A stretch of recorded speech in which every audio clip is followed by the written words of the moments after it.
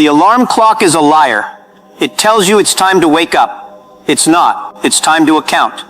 Look at the last 24 hours of your life. Look at them honestly. Not the highlight reel you tell your friends. Not the sanitized version you present to your boss. Look at the raw, unedited footage. The meetings that dissolved into gossip. The 37 minutes lost in a social media scroll that felt like 3. The ambitious task you circled at 9 a.m., avoided at 11 a.m., rescheduled at 2 p.m., and finally abandoned with a sigh of relief at 4:59 p.m. You were busy.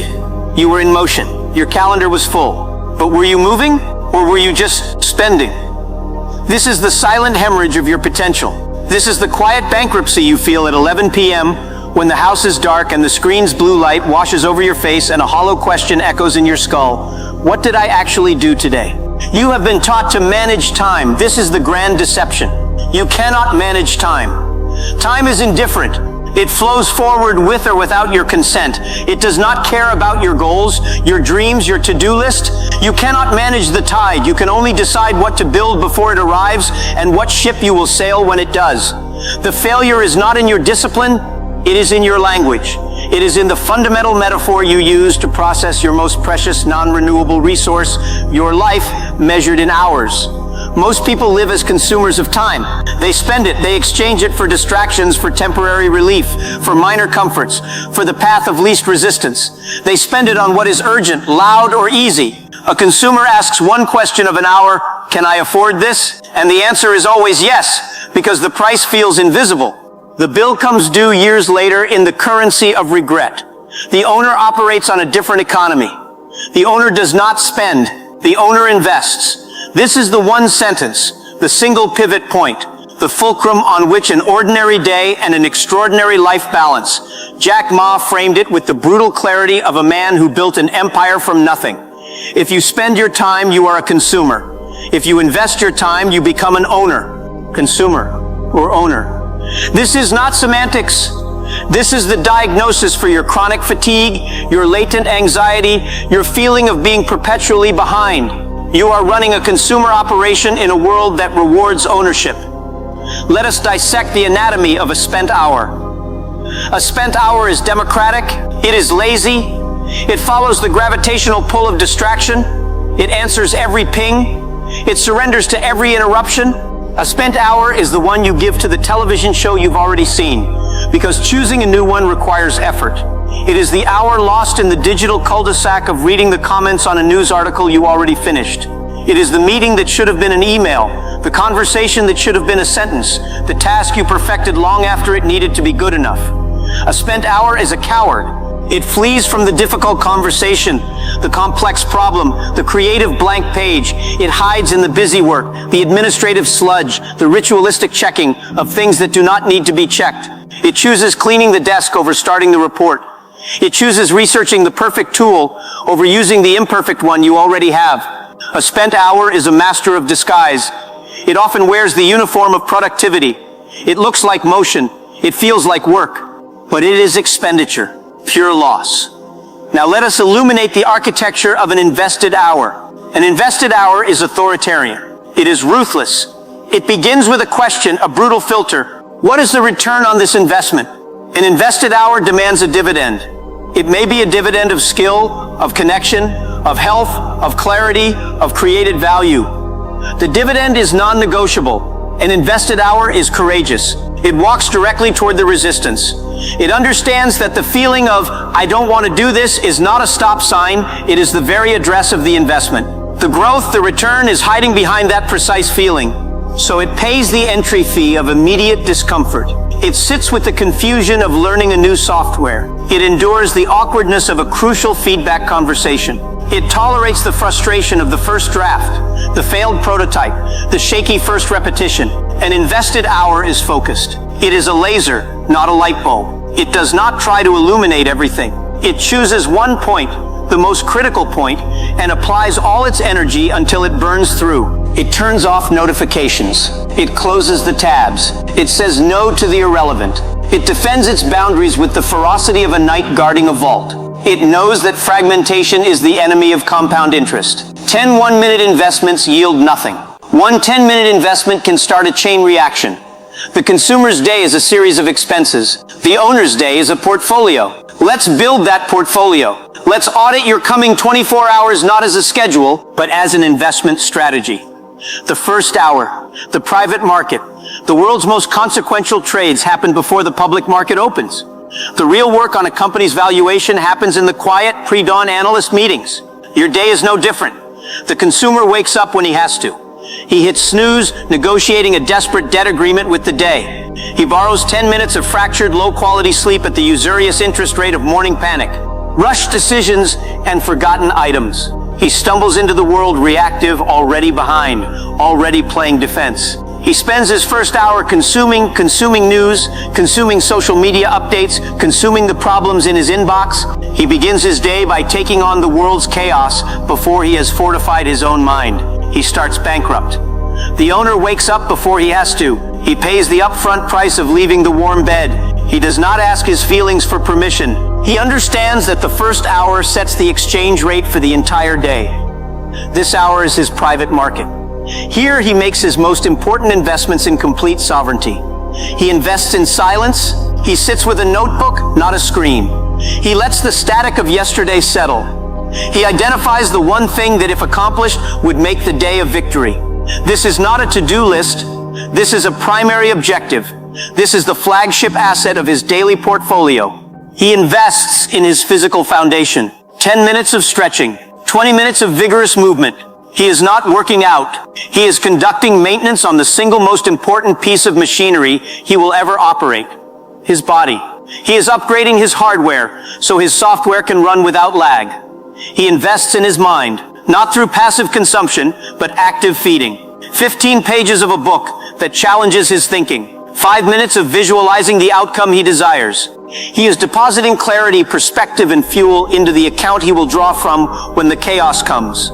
By the time the public market of his day opens, the first email, the first call, the first demand from the outside world, he is already rich. He has compounded interest in his favor. He operates from abundance, not scarcity. He is the calm in the storm because he built his shelter before the clouds appeared. The middle hours, the market open.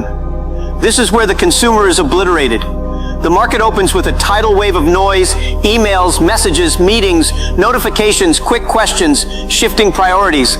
The consumer reacts. He is a pinball, bouncing from one demand to another. He confuses activity with progress. He answers every ping, believing responsiveness is productivity. He multitasks, shattering his attention into 1,000 worthless fragments. He is trading penny stocks all day, making frantic, low-value moves that generate nothing but noise and brokerage fees. At the end of the market hours, his portfolio is a chaotic mess of completed trivialities. He is exhausted, yet his core assets have not appreciated a single cent. The owner enters the open market with a defined strategy. He knows his flagship asset, the one primary objective. He protects it like the crown jewels. He schedules the most important work during his peak energy hours, guarding that time with a ruthless, unapologetic focus. He understands that the market is designed to distract him, to lure him into reactive, low-yield trades. His tool is not busyness, it is the veto. He vetoes meetings that should be emails. He vetoes conversations that lack an agenda. He vetoes his own impulse to check the news just for a minute. He vetoes the desire to start something new before finishing the critical thing. He lets the non-essential emails sit. He allows the unimportant phone calls to go to voicemail. He is not being rude. He is being rational. He is managing a multi-million-dollar portfolio, his life, and he will not be swayed by every tip sheet and noise trader. He practices block trading. He does not scatter his attention across 50 tiny tasks. He bundles similar lower-value activities into dedicated blocks. An administrative block, a communication block, a learning block. He executes them in batches with focus and then closes the ledger. This minimizes the mental transaction costs of constantly switching gears. He is not day trading his attention. He is making strategic, long-term allocations. When he is in a meeting, he is all in. He is not under the table checking his phone. He is contributing, synthesizing, deciding. He invests the full hour to get a decisive return, a clear action plan, a resolved conflict, a solidified alignment. If the meeting cannot provide that return, he works to adjourn it. He is an activist investor in his own time. The slump, the market correction. Every market has a correction. For most, it arrives mid-afternoon. Energy dips, willpower wanes. The gravitational pull of distraction becomes almost physical. The consumer panics during the correction. He feels the dip and reaches for a speculative bubble. Sugar, caffeine, gossip, online shopping, social media drama. He takes out a high-interest loan on his future energy. The sugar rush and the caffeine spike are bubbles that feel like growth, but they are destined to pop, leaving him lower than where he started. He spends this hour on consumption that depletes him. He is selling his future stability for present illusion. The owner sees the correction as a signal, not a crisis. It is not a sign to quit. It is a sign to switch asset classes.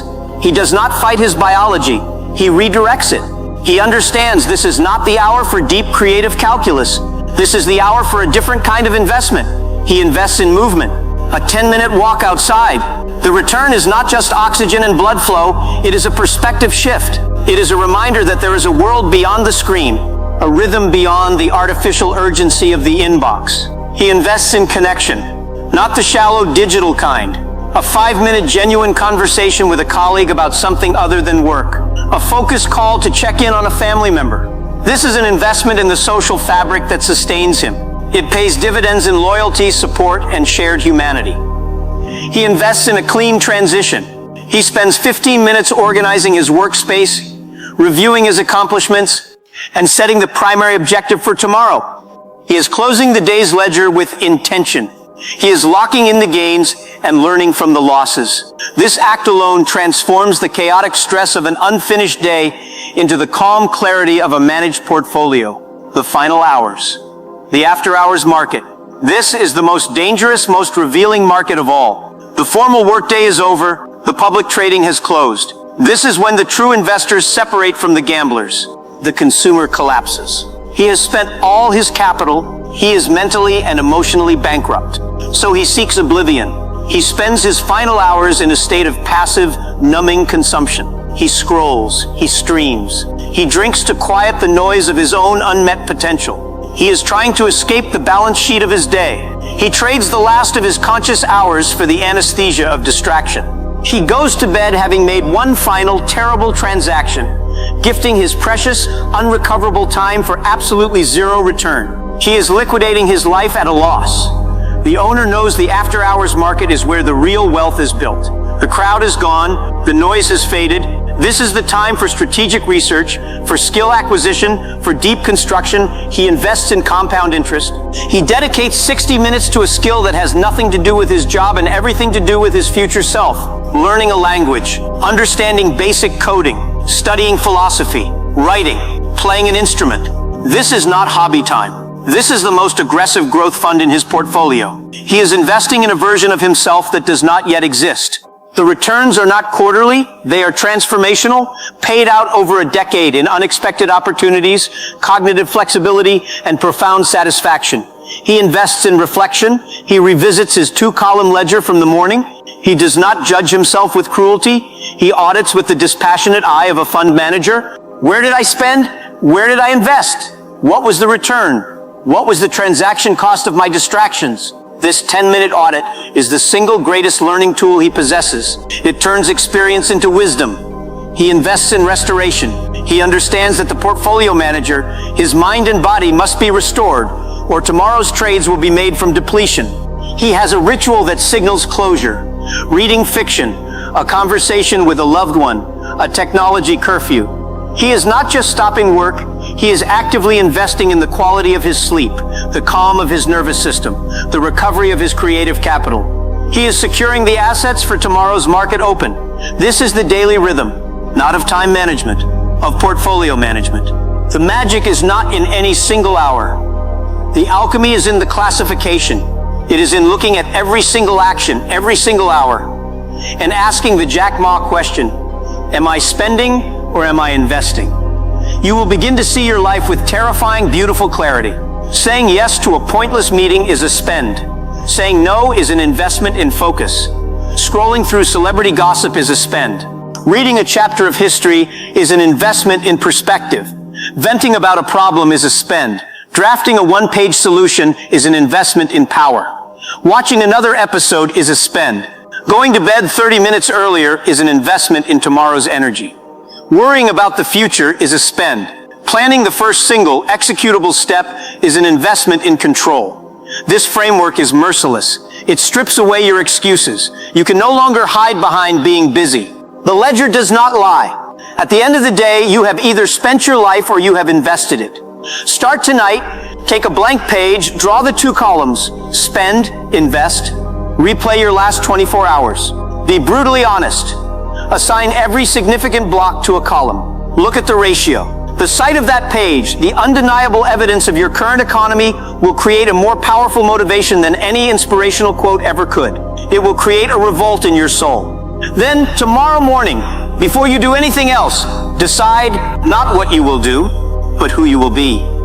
The consumer who spends his life day by day until the account is empty and the final statement reads, paid in full, value received, negligible. Or the owner, the architect, the investor, who pays the price of discipline today for a compounded, flourishing life tomorrow, who builds his empire one invested hour at a time, who understands that while you cannot manage time, you can absolutely, decisively, powerfully own your future. The market is open. Your 24-hour portfolio awaits your first trade. What will you buy?